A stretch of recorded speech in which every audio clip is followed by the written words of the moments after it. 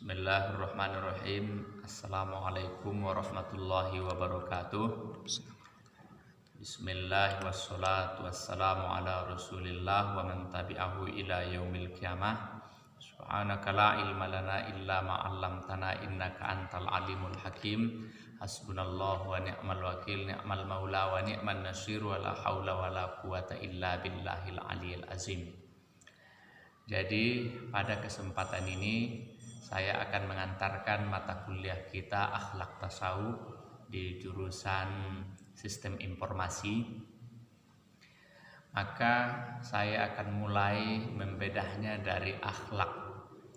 Akhlak itu harus kita pahami bahwa ukuran akhlak itu berbeda dengan ukuran moral, berbeda dengan ukuran etika. Sehingga kalau kita lihat akhlak itu adalah merupakan hal yang paling penting dalam hidup manusia. Baik ia yang namanya akhlak kepada Allah, akhlak kepada Rasul, akhlak kepada orang tua, akhlak kepada sesama, bahkan akhlak kepada binatang dan kepada tumbuhan. Tanpa terkadang kita sadari, kita sudah tidak berakhlak terkadang kepada binatang, tidak berakhlak kepada tumbuhan. Bahkan kalau lebih jauh lagi kita melihat bahwa akhlak itu adalah merupakan hal yang paling penting di semua hidup manusia.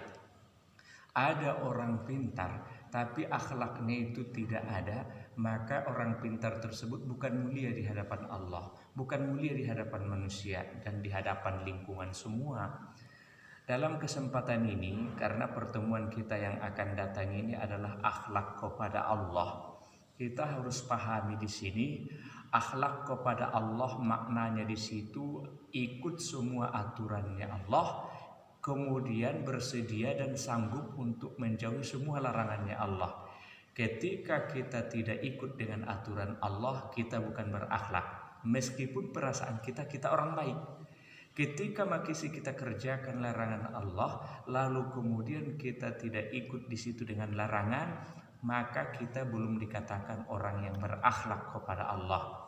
Jadi simpulnya akhlak kepada Allah itu ikuti aturannya Allah, kemudian jauhi larangannya, kita berakhlak. Berarti kita bukan diukur melalui perasaan diri sendiri akhlak ini kepada Allah, karena ketika kita urus dengan diri kita sendiri, kita ukur dengan diri kita sendiri, maka kita mungkin mengatakan diri kita orang baik. Padahal kita tidak melaksanakan aturannya Allah, tidak menjauhi larangannya Allah, berarti kita bukan berakhlak kepada Allah. Terus yang selanjutnya, dulu ada seorang preman, boleh saya katakan bahasanya preman, menjumpai Ibrahim bin Adham. Ini masalah akhlak.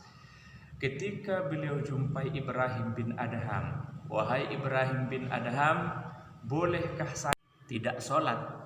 Jawab Ibrahim bin Adham, silahkan saja tidak sholat. Boleh, kata Ibrahim bin Adham. Kemudian, bolehkah saya berzina?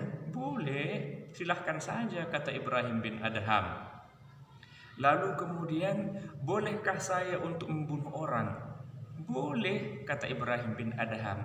Semua contoh permintaan preman ini adalah merupakan larangan Allah. Yang disuruh sholat, yang disuruh kita itu adalah tidak boleh membunuh orang, yang disuruh tidak boleh berzina, dilarang berzina kita. Berarti di situ kita dipersilahkan untuk tidak berakhlak kepada Allah, karena semuanya itu adalah masalah akhlak kepada Allah. Kenapa kita dipersilahkan, kata Ibrahim bin Adham, tapi ada syaratnya wahai preman, kata Ibrahim bin Adham. Kalau kamu tidak mau berakhlak kepada Allah, ada syaratnya. Catat bagus-bagus syaratnya ini adik-adik saya di kelas SI ya. Syaratnya jangan makan rezekinya Allah itu kalau tidak mau berakhlak kepada Allah. Jadi semua yang ada di muka bumi ini jangan makan, karena itu Allah yang punya. Cari rezekimu sendiri. Gak sanggup saya, kata preman itu. Yang kedua, jangan bertempat tinggal di muka bumi ini kalau tidak mau berakhlak kepada Allah. Lalu kemana saya pergi? Terserah, cari tempat tinggalmu yang bukan Allah punya. Gak ada ya Ibrahim bin Adham, makanya berakhlak kepada Allah. Kemudian yang berikutnya, kalau nanti kamu tidak berakhlak kepada Allah, jangan ada yang kau nikmati semua yang Allah berikan ini. Baru bisa kita tidak sholat, baru bisa kita tidak melaksanakan akhlak kepada Allah. Kemudian yang berikutnya, saya akan menyentuh bagian tasawufnya. Tasawuf ini lebih cenderung banyak berbicara dengan pengalaman batin manusia. Karena yang ingin dilebur dalam tasawuf ini adalah penyakit-penyakit batin manusia. Baik ya penyakit yang namanya takabur, penyakit yang namanya ria, untuk dipuji orang, angkuh, sombong, semuanya itu adalah yang dilebur dengan tasawuf. Maka pembersihan diri kita ini, maka dia harus dimulai dengan tasawuf. Orang yang tidak mau bertasawuf, inilah nanti pintar pun dia pintar yang sombong. Orang yang tidak mau bertasawuf nanti inilah orang kaya yang kayanya sombong.